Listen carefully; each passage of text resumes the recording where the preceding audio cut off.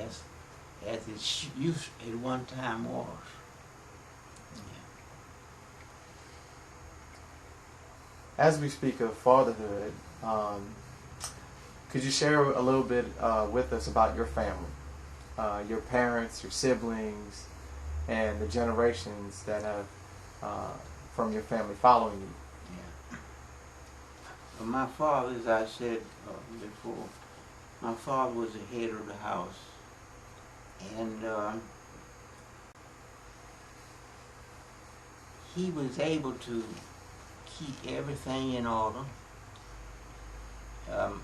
My mother was a homemaker, and I never remember a day coming home from school and my mother was not there to greet me. We don't find that today.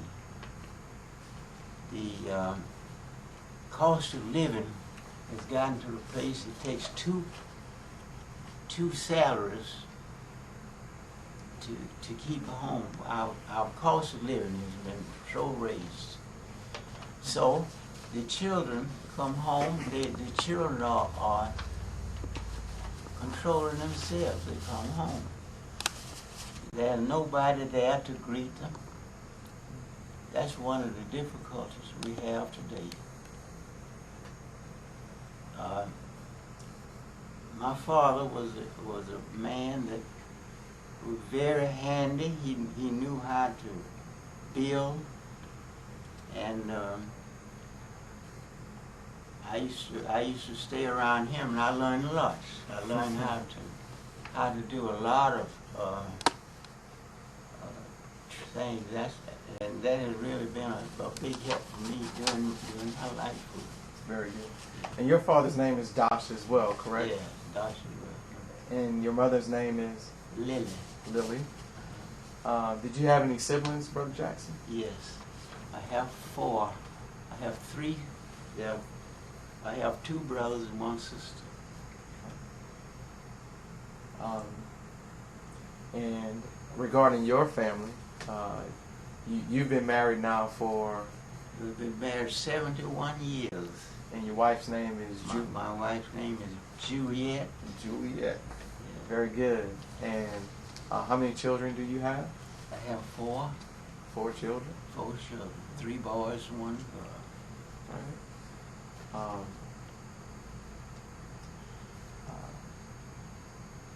And you mentioned you grew up in Macon, Georgia. Yeah. Right. From there, could you tell us a little bit about your careers? My career? I worked at the post office for 35 years. And during my time I was at the post office, I was the first black clerk that had been appointed at the Atlanta post office in 10 years. So when I was appointed, I walked in there, everybody stopped working, turned around and looked at me. It was difficult though. It was doing segregation. I was assigned to some difficult jobs, but I did it. I was determined. And after I had been there a couple of years, they found out that I was able to do a lot because of my background. I had a business major. I was given a job in the accounting office. All right, I worked in the accounting office for a couple of years.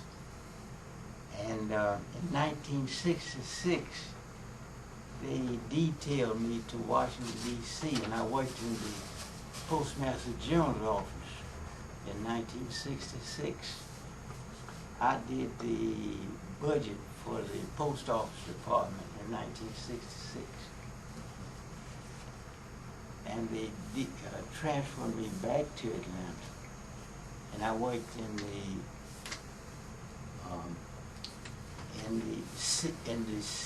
office I worked in the regional office.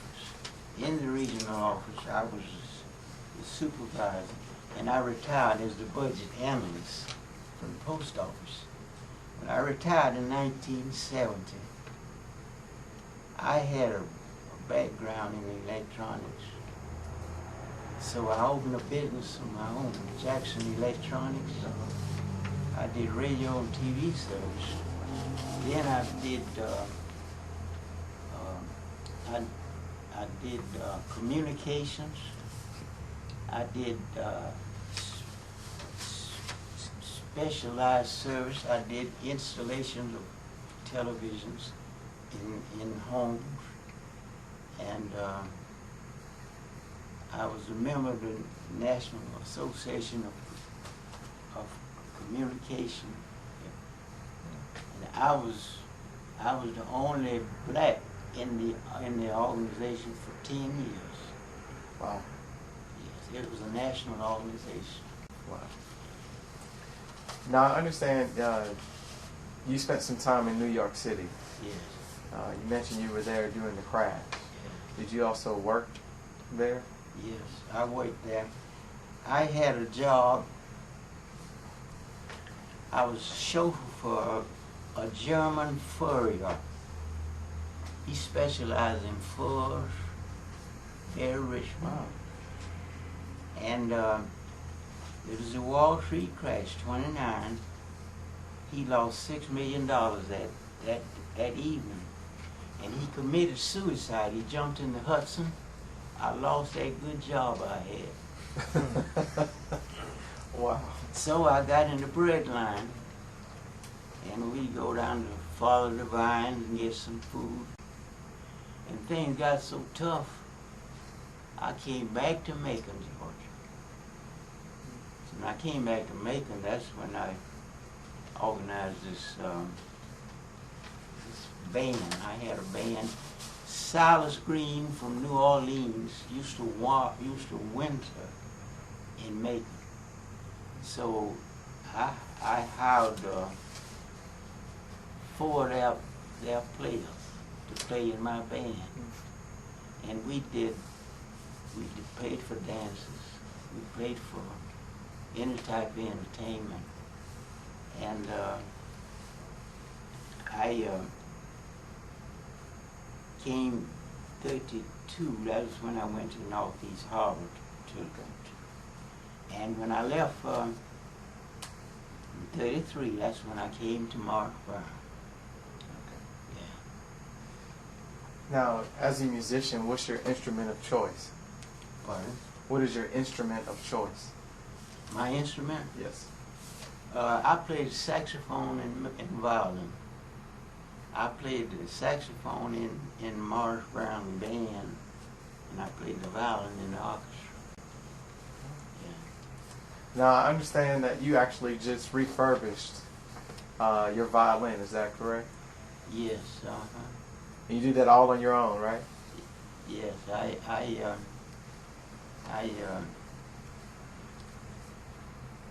violin I have is, I've had it 85 years. So it's a violin, it was made in Germany. So I decided I would refurbish it. Yes. Very good. Very good.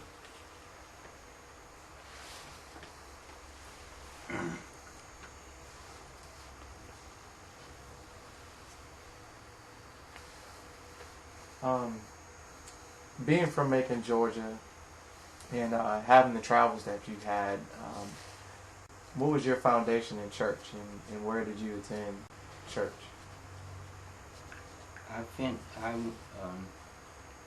We were Christians, and we were with the AME Church, African Baptist Episcopal Church. Mm-hmm. During the time that our Bishop Fountain chauffeur, I would take him to all the conferences, and during that time we would drive, we'd go to Philadelphia, we'd go to Washington, we'd drive to Chicago, and during that time there was no highway. We had just 2-lane roads.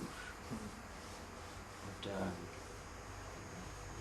the American Missionaries, African American Association. Yeah. Taking a step back and thinking about when you were born. You were born in, what's your birth date? February 22nd, 1911. So you are actually older than our beloved fraternity. Yes, most certainly. I'm 9 months older. 9 months older than our fraternity. And we sit here with you this evening and would love to hear your perspective on your outlook of where the fraternity has been and your perspective of the future of the fraternity. Well, I tell you what we have to do. We have to get a perspective of the Omega Psi Phi Fraternity, the ideals and essence of the fraternity, and the ideals of its founders. That's what we have got to do if we're going to formulate a perspective of where we are today and where we're going from here. That's what we're going to have to do.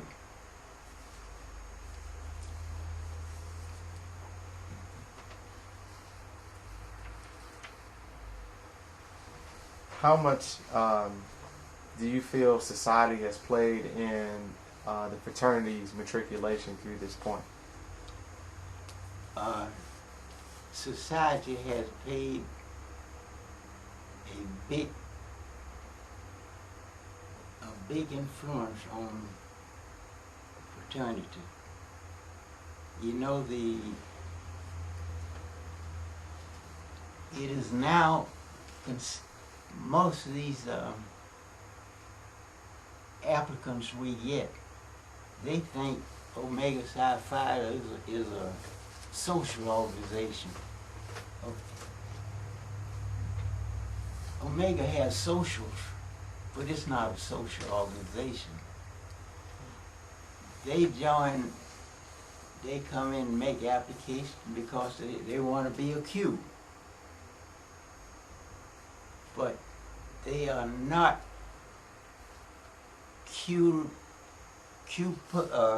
not Q material.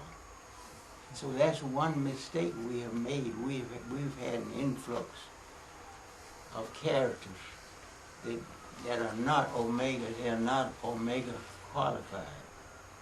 So that's what we're going to have to do. We're going to have to be more selective in initiation, bringing in new, and stop bringing in the dogs. How did, when you led the chartering of Alpha Sigma chapter at Morris Brown College, how did you go about selecting members?